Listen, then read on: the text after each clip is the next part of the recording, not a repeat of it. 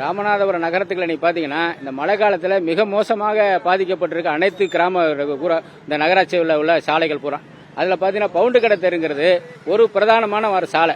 அதுக்கு என்னன்னு பார்த்தீங்கன்னா கிட்டத்தட்ட அனைத்து ஹோல்சேல் வியாபாரமும் இங்கே தான் நடக்குது. எல்லா லாரிகளையும் தான் இங்கே தான் வந்து போய்கிட்டு இருக்கு. இந்த சாலையை பார்த்தீங்கன்னா கிட்டத்தட்ட 6 மாசத்துக்கு முன்னாடியே கான்ட்ராக்ட் விட்டுட்டாங்க சரி பண்றதுக்காக. ஆனால் அதுக்கு பின்னாடி மழை காலத்தில் வந்து இப்போ வந்து தோண்டி போட்டு சரி பண்ண பாருன்னு தோண்டி போட்டு போயிட்டாங்க. இப்போ பார்த்தீங்கன்னா எல்லா மேனுவல் பாதாள சாக்கடை மேனுவல் பூரா திறந்த மணிக்கு கிடக்கு.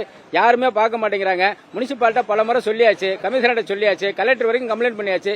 இது வரைக்கும் எந்த நடவடிக்கையும் இல்லை. அப்படின்னு சொன்னா இங்க வரி கட்டுறவங்க, இங்க தொழில் பண்றவங்க எப்படி தொழில் பண்றது, எப்படி வரி கட்டுவாங்க அப்படின்னு சொன்னா ஒரு போராட்டம் பண்ணி ஒரு மறியல் பண்ணி இப்படிலாம் பண்ணாதான் இந்த ரோடு போடுவாங்க அப்படின்னு சொன்னா அதுக்கு வியாபாரிகள் தயாரா இருக்கிறாங்கன்னா இருக்கதான் செய்யறாங்க. ஆனாலும் கூட மழை காலமா இருக்குன்னு சொல்லி இருந்தாலும் கூட எந்த நடவடிக்கையுமே இல்ல.